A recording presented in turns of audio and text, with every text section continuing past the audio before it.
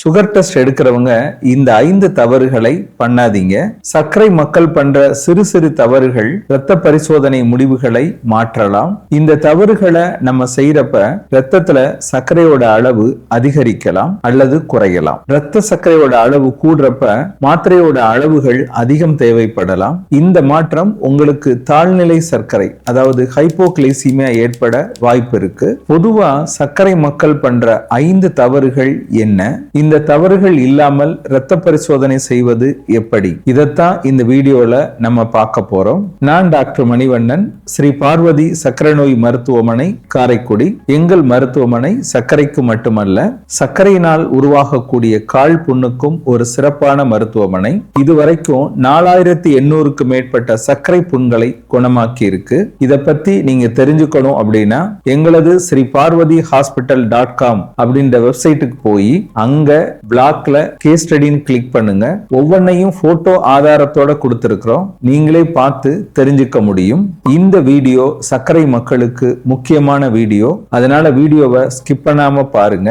Subscribe பண்ணி பாருங்க. Facebookல பாக்குறவங்க ஃபாலோ பண்ணி பாருங்க. 56 வயசு இருக்கிற ஒரு ஐயா நம்ம ஹாஸ்பிட்டலுக்கு வர்றப்ப கொஞ்சம் குழப்பமாவே இருந்தார். சார், காலையில நான் சுகர் பாக்குறப்ப 150, 160, 170 அப்படின்னு காட்டுது. சில சமயம் 190 எல்லாம் காட்டுது. பகல் நேரத்துல பார்த்தா எனக்கு நார்மலா இருக்கு சார் அப்படின்னு சொன்னார். அவர் வழக்கமா பாக்குற மருத்துவர்கிட்ட போய் இந்த தொந்தரவை சொல்லி இருக்கிறார். அதற்கான மருத்துவ ரிப்போர்ட்டையும் அவர்கிட்ட காமிச்சிருக்கிறார். அப்ப நீங்க இரவு சாப்பிடுற மாத்திரையோட அளவு பத்தல அப்படின்னு சொல்லிட்டு மாத்திரையை மாற்றி கொடுத்திருக்கிறாங்க.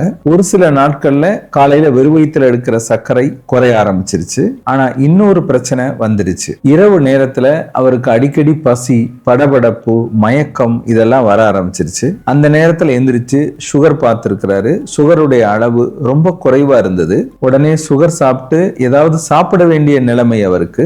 இந்த நிலையில தான் எங்க மருத்துவமனைக்கு அவர் வந்தார். நாங்க அவரை பரிசோதனை எல்லாம் பார்த்துட்டு காலையில வெறுவயித்துல நீங்க சர்க்கரை பாக்குறீங்க, எதுவும் சாப்பிடல இல்ல அப்படின்னு கேட்டோம். அவர் கொஞ்ச நேரம் யோசிச்சுட்டு, இல்ல சார், ஒரு காஃபி குடிச்சிட்டு தான் பார்ப்பேன், அதுல கொஞ்சோண்டு நாட்டு சர்க்கரை போட்டுக்கிருவேன், நாட்டு சர்க்கரை நல்லது தானே சார். அப்பதான் அவருடைய பிரச்சனை என்னன்னு புரிய ஆரம்பிச்சது. அவருக்கு உண்மையிலே காலையில வெறுவயித்துல எடுக்கிற சர்க்கரையோட அளவு நார்மலா தான் இருந்திருக்கும். நாட்டு சர்க்கரை போட்டு அவர் வெறுவயித்திலே காஃபி குடிச்சிடுறாரு. அதனாலதான் அவருடைய சர்க்கரையோட அளவு அதிகமா இருந்தது. நாங்க பரிசோதனை பண்ற அன்னைக்கும் அதே மாதிரிதான் சாப்பிட்டு இருக்கிறாரு. நாங்க 2 நாள் காலையில காஃபி குடிக்காம சுகர் எடுத்து பாருங்க, பார்த்துட்டு ரிப்போர்ட்டோட வாங்க அப்படின்னு சொன்னோம். சுகர் எடுத்த பின்னாடி தான் நீங்க காஃபி குடிக்கணும் அப்படின்னு அவருக்கு அறிவுரை சொன்னோம். 2 நாள் கழிச்சு அவரை திருப்பி பார்க்கிறப்ப அவருடைய வெறும் வயிற்றில் எடுக்கப்பட்ட சர்க்கரையோட அளவு நார்மலா இருந்தது. அப்பதான் அவருக்கு சொன்னோம், நீங்க பழைய மாத்திரையே போடுங்க, மாத்திரையில மாற்றம் பண்ண வேண்டாம். வெறும் வயிற்றுல சர்க்கரை பார்க்கிறப்ப எதுவும் சாப்பிடக்கூடாது. நீங்க சர்க்கரை போட்டு காஃபி குடிச்சிட்டு பார்த்தனாலதான் சர்க்கரையோட அளவு அதிகமா காட்டியிருக்கு. அதிகமா இருக்கிற சர்க்கரையோட அளவுக்கு ஏற்ப மாத்திரைகளில் மாற்றம் செஞ்சிருக்காங்க, அது தேவையில்லை அப்படின்னு சொல்லி அவரை அனுப்பிச்சு வச்சோம். 2 மாதம் கழித்து அவர் திருப்பி வர்றப்ப அவருடைய சர்க்கரையோட அளவு நார்மலா இருந்தது. நைட்ல வர்ற பசி, படபடப்பு இதெல்லாம் அவருக்கு இல்ல.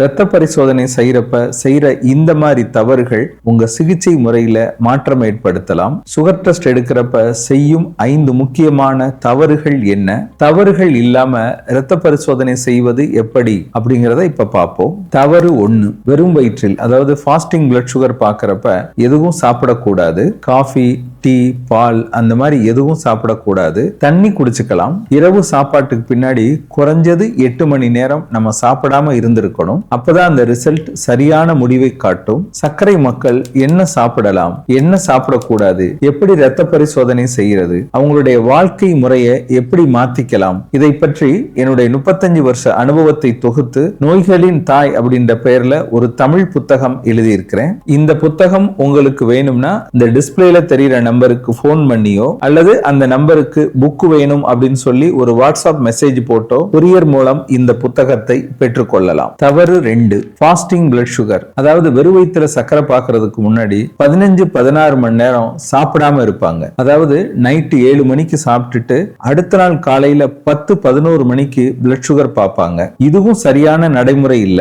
இந்த மாதிரி நீண்ட நேரம் சாப்பிடாம இருந்தால் நம்ம உடம்புல ஈரல், சதையில சேமிச்சு வைக்கப்பட்ட குளுக்கோஸ் திரும்பி நம்ம உடம்புக்குள்ள வரும். அதனால உங்க ரிப்போர்ட் மாறலாம். அதனாலதான் மறுபடியும் சொல்றேன், இரவு உணவுக்கு பின் எதுவும் சாப்பிடாம 8 மணி நேரம் கழிச்சு நீங்க பிளட் சுகர் பார்த்தீங்கன்னா அதுதான் சரியானது. தவறு 3, போஸ்ட்பாண்டியல் பிளட் சுகர். அதாவது சாப்பிட்டு 2 மணி நேரம் கழிச்சு எடுக்க வேண்டிய சர்க்கரையை சில பேர் 1 மணி நேரம் கழிச்சு எடுப்பாங்க, சில பேர் 1.5 மணி நேரம் கழிச்சு எடுப்பாங்க, சில பேர் 2.5 மணி நேரம் 3 மணி நேரம் கழிச்செல்லாம் எடுக்கிறாங்க. அது சரியான நடைமுறை இல்ல.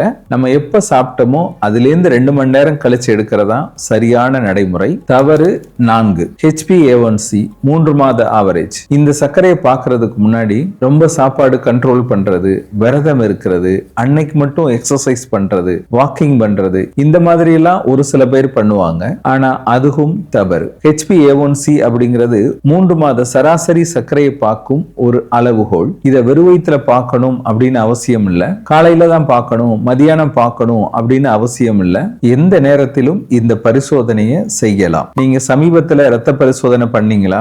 இந்த முறைப்படி பண்ணினீங்களா? சர்க்கரையோட அளவுகள் என்ன அப்படிங்கறத கமெண்ட்ல சொல்லுங்க. தவறு 5, ரிப்போர்ட் நல்லா வரணும் அப்படின்றதுக்காக ஒரு சிலர் டெஸ்ட் பண்ற அன்னைக்கு எக்ஸ்ட்ரா மாத்திரை போடுவாங்க. அதுவும் தவறு. சில பேரு மாத்திரை இல்லாம டெஸ்ட் பண்ணி பார்ப்போம் அப்படின்னு நினைப்பாங்க. அதுவும் தவறு. நீங்க ஏற்கனவே எந்த அளவுல மாத்திரை போடுறீங்களோ அதே அளவோட தான் டெஸ்ட் பண்ற அன்னைக்கும் மாத்திரை போடணும். வெறுவயித்துல எடுக்கிறப்ப நம்ம மாத்திரை போட மாட்டோம். சாப்பிட்டு 2 மணி நேரம் கழிச்சு எடுக்கிறப்பவும் HbA1c பரிசோதனை பண்றப்பவும் எப்போதும் சாப்பிடுற மாத்திரையை அவசியம் சாப்பிட்டு இருக்கணும். டெஸ்ட் பண்ற அன்னைக்கு மாத்திரையை கூட்டவோ குறைக்கவோ மாத்தவோ நிறுத்தவோ கூடாது. இதெல்லாம் நீங்க சரியா கடைபிடிக்கலனா நீங்க எடுத்திருக்கிற இரத்த பரிசோதனை முடிவுகள் சரியானதா இருக்காது. அந்த முடிவுகளை வச்சுதான் உங்க மருத்துவர் உங்களுக்கு மாத்திரை எழுதி கொடுப்பாங்க.